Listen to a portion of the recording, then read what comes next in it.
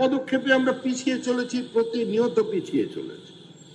একটা সরকার যখন ক্ষমতায় এলো তখন আমাদের রাজ্যের ঋণের পরিমাণ ছিল 1,92,000 কোটি টাকা।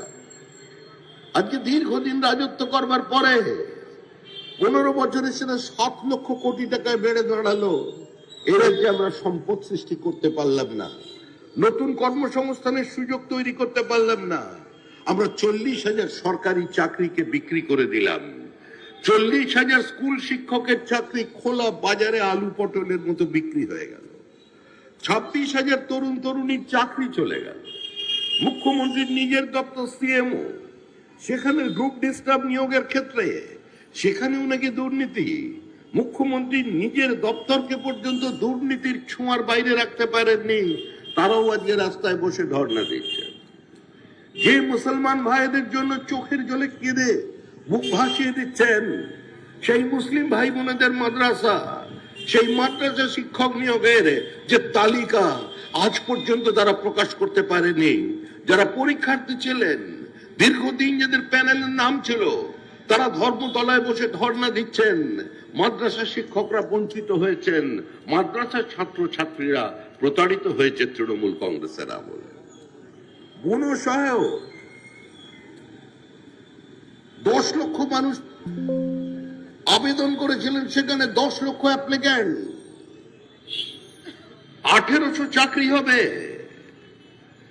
10 লক্ষ মানুষের কোনো পরীক্ষা নেই, 10 লক্ষ মানুষের ভাইবা হবে, মানে শুধুমাত্র ইন্টারভিউ হবে। ভেবে দেখুন, ওই ছোট্ট বাড়িটার মধ্যে সল্টলেকে 10 লক্ষ মানুষের ইন্টারভিউ হয়ে গেল 45 দিনে। তার মধ্যে আবার শনিবার ছিল, রবিবার ছিল, সরকারি ছুটির দিন ছিল। সারা পৃথিবীর মানুষ অবাক বিস্ময়ে তাকিয়ে খুব তাড়াতাড়ি সেটা যাতে গিনিস বুক অফ ওয়ার্ল্ড রেকর্ডে তুলে দেবে যায় তার জন্য ব্যবস্থা করছে। মুখ্যমন্ত্রী বললেন তদন্ত হবে। আজ পর্যন্ত কোনো তদন্তের দেখা পেলাম না। এই সরকার জীবনের প্রত্যেকটি পদক্ষেপে দুর্নীতি ছাড়া মানুষকে অন্য কিছু উপহার দিতে পারেনি। হঠাৎ কিছু মানুষ আলোচনা শুরু করে দিলেন পশ্চিমবঙ্গের সমস্ত মহিলা দিদির দিকে। বলছেন কেন? বলে দিদি লক্ষ্মীর ভান্ডার দিয়েছেন। এখনো সাংবাদিকদের সঙ্গে এক আলোচনা চলেছে লক্ষ্মীর ভান্ডার। আর এই শব্দ উচ্চারণ করা মানে তো মহিলাদের অপমান করা। একজন মহিলাকে মাসে 1,500 টাকা দিয়ে তিনি তার ব্যক্তি সত্তাকে, তার রাজনৈতিক বোধকে, তার রাজনৈতিক ইচ্ছা শক্তিকে আপনি কিনে ফেলবেন, এটা কোনোদিন বাস্তবে সম্ভব নয়। আজকে তৃণমূল কংগ্রেসের অত্যাচারের মধ্যে দাঁড়িয়েও আজকে বিজেপি কর্মীরা 45,000-এর বেশি আসনে নির্বাচনে প্রতিদ্বন্দ্বিতা করেছিল পঞ্চায়েতে। এই অঞ্চলের মানুষকে কিভাবে পঞ্চায়েত নির্বাচন হয়েছে নতুন করে বোঝানোর প্রয়োজন নেই। মনে রাখবেন, তারপরও 11,000 মানুষ আমাদের জয়ী হয়েছিলেন। আমাদের প্রার্থীরা 11,000-এর বেশি প্রার্থী জয়ী হয়েছেন, তার মধ্যে 60% মহিলা। আজকে তারা তাদের অধিকারের দাবিতে তৃণমূলের বিরুদ্ধে আন্দোলন করেছে। তৃণমূলের নতুন রাজনীতি বিভাজনের রাজনীতি। তৃণমূলের নতুন রাজনীতি হচ্ছে নাটকের রাজনীতি। তৃণমূলের ন্যারেটিভ কি? ধর্ম যার যার, উৎসব সবার। একজন মজা করে লিখেছিল ফেসবুকে যে পুকুর যার যার, মাছ সবার। মানে সবাই মিলে তুলে নাও। এ কোন রাজনীতি চলছে? আরে আমরা তো বলছি যে দুর্গা পূজায় পুষ্পাঞ্জলি দিচ্ছে সে পুষ্পাঞ্জলি দিক, যে রোজা রেখে নামাজ পড়তে যাচ্ছে, রোজা খুলতে যাচ্ছে, তাকে তাদের মতো করে করতে দাও। প্রত্যেক মানুষই চান আমাকে আমার মতো থাকতে দাও। কিন্তু তৃণমূল কংগ্রেস বলছে না। কি ভালোবাসা! দুপুরবেলা পেট ভর্তি মাছের ঝোল ভাত খেয়ে নিয়ে সন্ধ্যাবেলায় তৃষ্ণার্ত অভুক্ত মুসলমানের কাছে যাচ্ছেন পেঁয়াজি আর ফলের রসকে রোজা খোলার নাটক করতে। মাঝখানে ছবি ছিল, এখন আর দেখতে পাবেন না সেই ছবি। আগে মাঝখানে মাথায় ছিল হিজাব, হিজাব এখন গায়েব। প্রত্যেক নেতা মুড়ে মুড়ে ছবি লাগিয়ে দিয়েছিলেন, হাত এরকম ধরে মাথার উপরে টুপি পড়েছেন।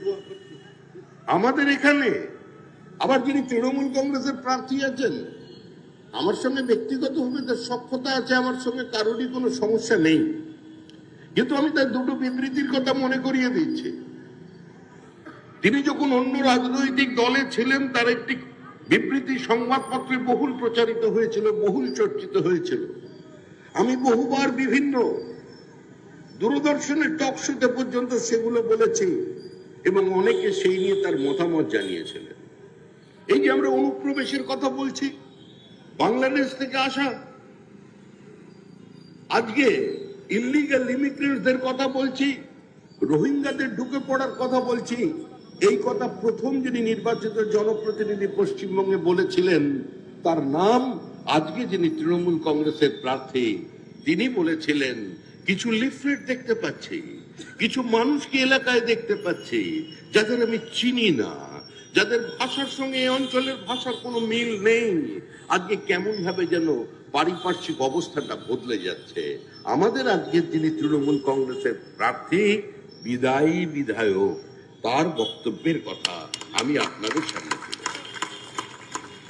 তারপরে কিছুদিন পরে ওনার শুনলাম, হঠাৎ একদিন টিভিতে দেখছি, নিজের কানকে বিশ্বাস করতে পারছি না, উনি বলছেন আমার জীবনের সবচেয়ে বড় দুঃখ আমি মুসলমান হয়ে জন্মাতে পারিনি। তাহলে তো হয়ে যাওয়া যায়। ফিরাদা কিন্তু বলছেন খোলাখুলি দাওয়াতে ইসলামের কথা। ফিরাদা কিন্তু বলছেন প্রত্যেক মুসলমানের কর্তব্য হচ্ছে একজন হিন্দু যে দুর্ভাগা আজকে মুসলমান হয়ে জন্মগ্রহণ করতে পারেনি, মুসলমানের উচিত তাকে স্বধর্মে নিয়ে আসা।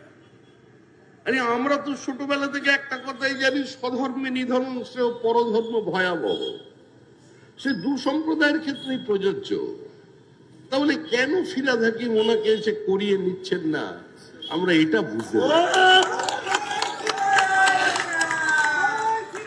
হয়ে না। ভোটের 2-3 দিন বাকি আছে, তার মধ্যেই হয়ে যান। অতৃপ্ত আত্মা নিয়ে বিদায় নেবেন না।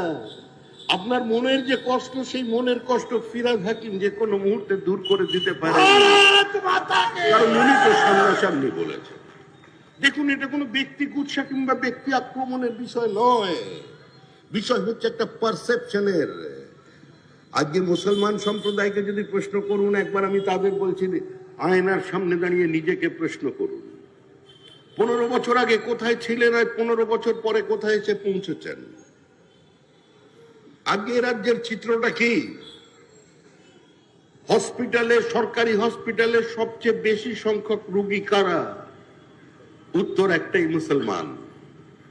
National homeopathic medical college, Bharat সরকারের হোমিওপ্যাথিক ইনস্টিটিউশন, চলে যান মুর্শিদাবাদ, মালদা, উত্তর দিনাজপুর, নদিয়া থেকে সারা রাত থেকে মাটিতে শুয়ে আছে দরিদ্র মানুষগুলো। কারা তারা? 99% মুসলমান।